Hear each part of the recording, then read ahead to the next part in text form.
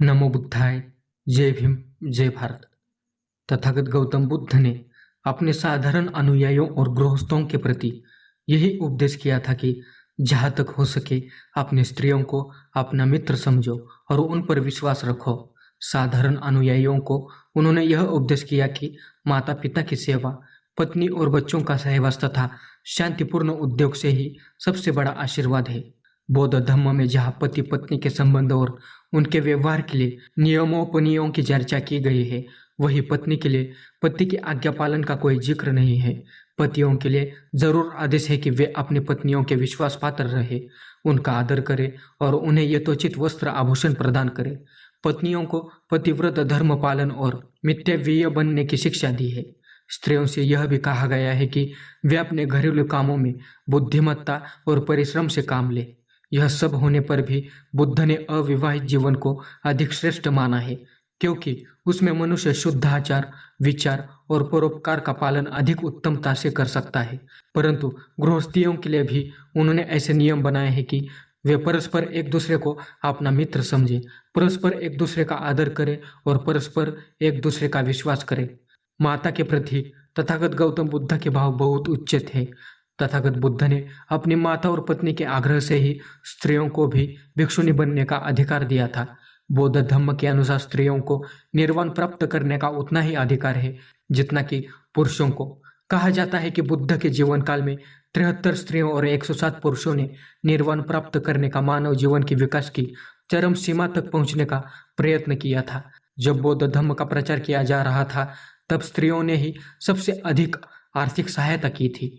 तथागत बुद्ध ने विशाखा आदि स्त्रियों की बहुत प्रशंसा की है। एक स्त्री की प्रशंसा करते हुए तथागत बुद्ध ने कहा है, यह महिला सांसारिक वातावरण में रहती है और राजा रानियों की कृपा पात्र है, तो भी इसका हृदय स्थिर है और शांत है।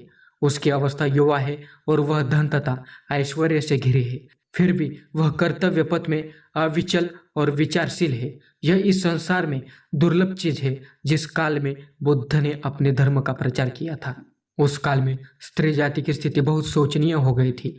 यह तथागत बुद्ध का ही साहस था कि उन्होंने निर्वाण की प्राप्ति न केवल ब्राह्मण को ही होती है, लेकिन मनुष्य मात्र को ही हो सकती है और स्त्रियों को भी हो सकती है। यह वही समय था जब स्त्री शूद्र नाधीयताम की आवाज सर्वत्र गूंज रही थी और स्त्रियों का समाज में कोई स्थान ही नहीं था। आज तक हमने कई महापुरुषों के बारे में आपको बताया है, लेकिन आज मैं उन महान महिलाओं के बारे में बताने जा रहा हूँ जिन्होंने इतिहास के पन्नों में अपना नाम दर्ज कर दिया है। तो चलो जानते हैं उन महिलाओं के बारे में।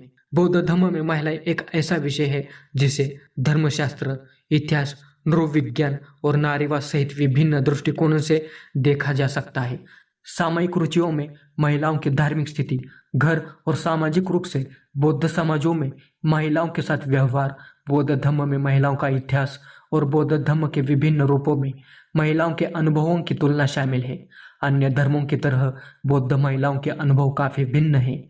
बौद्ध धर्म में महिलाओं को मासातोशी उकी ने प्रारंभिक बौद्ध धर्म से लोटस सूत्र तक बौद्ध ग्रंथों की एक ऐतिहासिक पाठ्य व्याख्या दी। उएकी ने पुरुष और महिला शब्दों की जांच की, जो न केवल जैविक रूप से प्रत्येक लिंग की शारीरिक विशेषताओं पर आधारित है, बल्कि समाज के भीतर उनकी कार्यात्मक भूमिकाओं पर भी आधारित है। उन्हें पुरुष सिद्धांत और महिला सिद्धांत कहा जाता है और निष्कर्ष निकला है कि कोई अंतर नहीं है। शाक्य मुनि की शिक्षाओं में स्त्री के ज्ञान के बारे में उपदेश दिया गया है। अब हम जानते हैं कि किस काल में कौन सी असामान्य बौद्ध महिलाएं होकर गए हैं। 6ठी शताब्दी ईसा पूर्व बुद्ध की मासी और पत्नी यशोधरा, इन दोनों के माध्यम से बौद्ध धर्म में महिला बौद्ध भिक्षुणी संघ की स्थापना हुई। महाप्रजापति गौतमी बौद्ध शिक्षा प्राप्त करने वाली पहली महिला थी। 5वीं शताब्दी प्रज्ञाधारा, उन्हें जैन बौद्ध धर्म के 27वें भारतीय कुलपति और बौद्ध धर्म के शिक्षक एक महिला माना जाता है। 13वीं शताब्दी जापान में पहली महिला जैन मास्टर जापानी मठाधीश मोगाई न्योदाई थी। 1966 एक ब्रिटिश महिला फ्रेडरा बेदी तिब्बती बौद्ध धर्म में दीक्षा लेने वाली पहली पश्चिमी महिला बनी।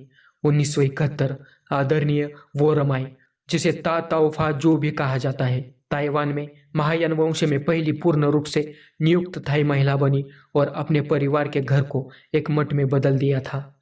1976 करुणा धर्म अमेरिका में बौद्ध मठवासी समुदाय की पहली पूर्ण रूप से नियुक्त महिला सदस्य बनी।